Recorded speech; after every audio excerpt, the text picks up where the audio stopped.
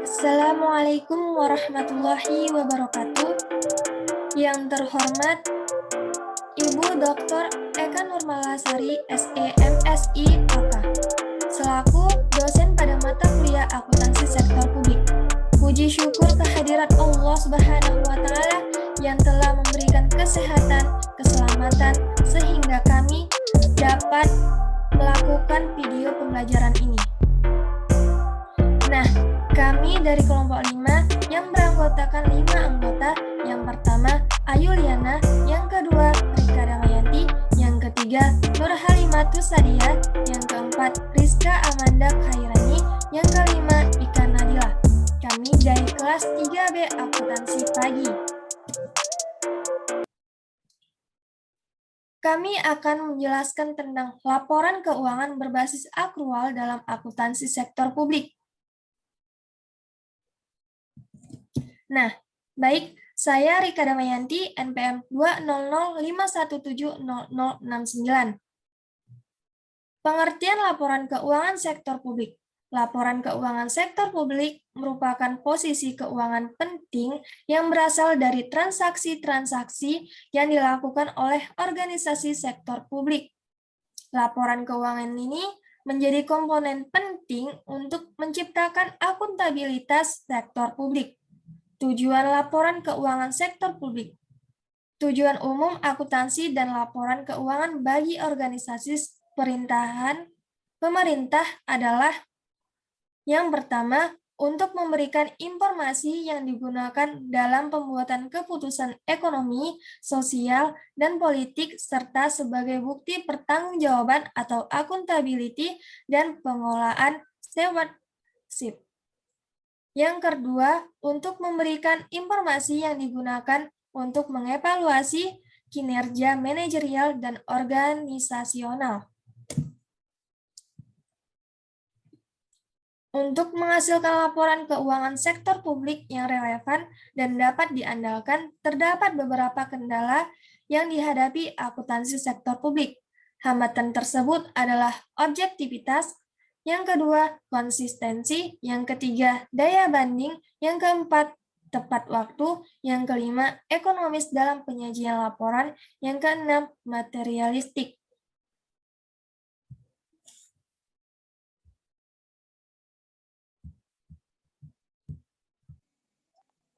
Selanjutnya, perkenalkan nama saya Ika Nadila, NPM 2005170075. Pemakai laporan keuangan sektor publik serta kepentingannya. Drebin mengidentifikasikan terdapat 10 kelompok pemakai laporan keuangan, yaitu yang pertama, pembayar pajak atau taxpayers. Yang kedua, pemberi dana bantuan atau grantors. Yang ketiga, investor. Yang keempat, pengguna jasa atau fee-paying service recipients. Yang kelima, karyawan atau pegawai. Yang keenam, pemasok atau vendor. Yang ketujuh, dewan legislatif. Yang kedelapan, manajemen. Yang kesembilan, pemilih atau voters. Yang kesepuluh, badan pengawas atau oversight body.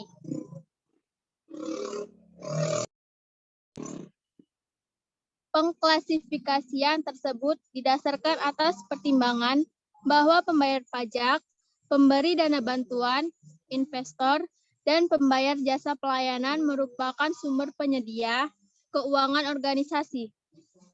Karyawan dan pemasok merupakan penyedia tenaga kerja dan sumber daya material. Dewan legislatif dan manajemen membuat keputusan alokasi sumber daya, dan aktivitas mereka semua diawasi oleh pemilih dan badan pengawas termasuk level pemerintahan yang lebih tinggi.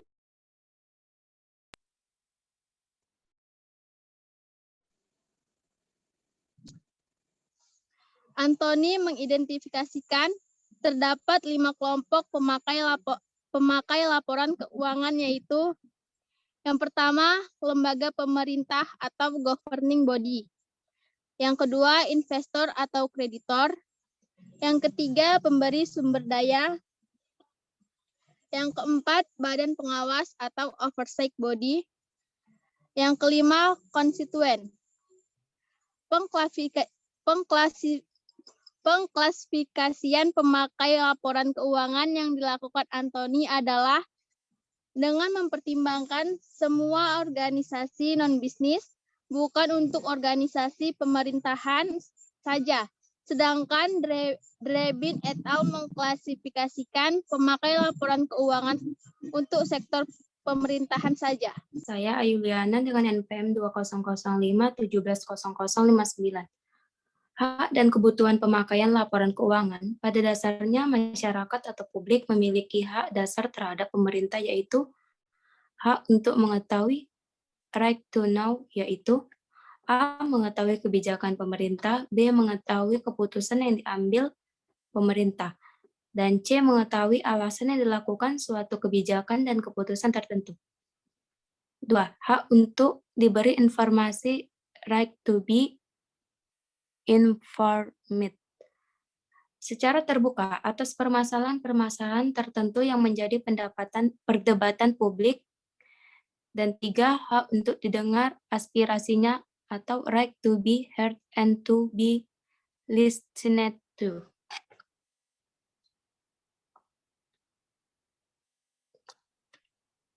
Kebutuhan informasi pemakai laporan keuangan pemerintah tersebut dapat diringkas sebagai berikut. 1.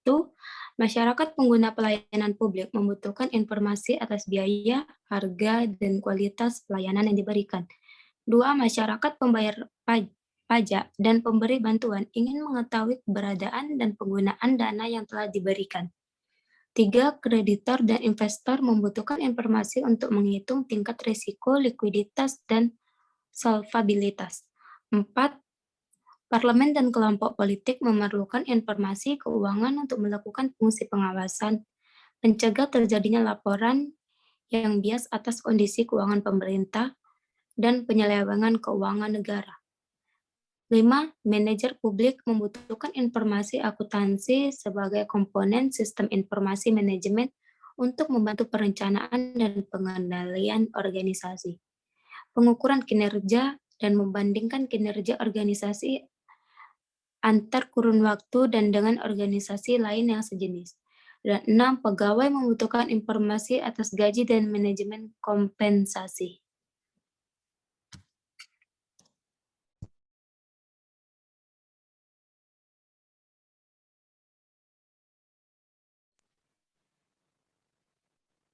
Saya Nur Halimatus Sadia, NPM 2005170070.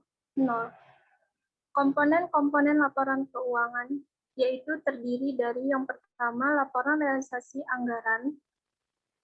Laporan realisasi anggaran menyajikan ikhtisar sumber alokasi dan penggunaan sumber daya ekonomi yang dikelola oleh pemerintah pusat dan daerah dalam satu periode pelaporan.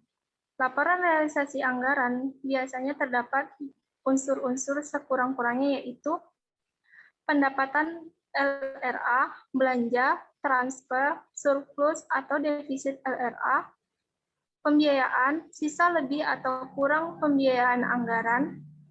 Laporan realisasi anggaran menggambarkan perbandingan antara anggaran dengan realisasinya dalam satu periode pelaporan. Yang kedua, laporan perubahan saldo anggaran lebih menyajikan secara komparatif dengan periode sebelumnya pos-posnya sebagai berikut, yaitu saldo anggaran lebih awal, penggunaan saldo anggaran lebih, sisa lebih atau kurang pembiayaan anggaran tahun berjalan, koreksi kesalahan pembukuan tahun sebelumnya, dan lain-lain, serta saldo anggaran lebih akhir. Yang ketiga adalah neraca. Neraca menggambarkan posisi keuangan suatu entitas pelaporan mengenai aset, kewajiban, dan ekuitas pada tanggal tertentu. Setiap entitas pelaporan mengklasifikasi asetnya dalam aset lancar dan non-lancar, serta mengklasifikasi kewajibannya menjadi kewajiban jangka pendek dan jangka panjang.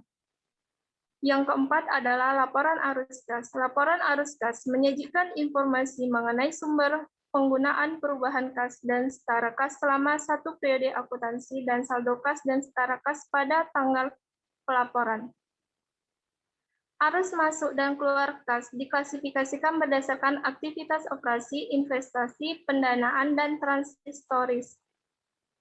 Yang kelima adalah laporan operasional. Laporan operasional menyangkut pos-pos sebagai berikut, yaitu pendapatan LO dari kegiatan operasional, beban dari kegiatan operasional, surplus atau defisit dari kegiatan non-operasional bila ada, pos luar biasa bila ada, surplus atau defisit LO. Yang keenam adalah laporan perubahan ekuitas. Laporan perubahan ekuitas menyajikan sekurang-kurangnya pos, yaitu ekuitas awal, surplus atau defisit LO pada periode bersangkutan, koreksi-koreksi yang berlangsung, menambah atau mengurangi ekuitas yang antara lain berasal dari dampak kumulatif yang disebabkan oleh perubahan kebijakan akuntansi dan koreksi kesalahan mendasar. Misalnya seperti koreksi kesalahan mendasar dari persediaan yang terjadi pada periode-periode sebelumnya, atau perubahan nilai aset tetap karena revaluasi aset tetap. Kemudian yang terakhir yaitu ekuitas akhir. Yang ketujuh adalah catatan atas laporan keuangan. Agar dapat digunakan oleh pengguna dalam memahami dan membandingkannya dengan laporan keuangan entitas lainnya, catatan atas laporan keuangan mengungkapkan hal-hal sebagai berikut, yaitu informasi umum tentang entitas pelaporan dan entitas akuntansi, informasi tentang kebijakan fiskal atau keuangan dan ekonomi makro, ikhtisar pencapaian target keuangan selama tahun pelaporan berikut kendala dan hambatan yang dihadapi dalam pencapaian target. Keempat, yaitu informasi tentang dasar penyusunan laporan keuangan dan kebijakan-kebijakan akuntansi yang dipilih untuk diterapkan atas transaksi-transaksi dan kejadian-kejadian penting lainnya. Kelima, yaitu rincian dan penjelasan masing-masing pos yang disajikan pada lembar muka laporan keuangan. Informasi lainnya yang diperlukan untuk penyajian yang wajar yang tidak disajikan dalam lembar muka laporan keuangan.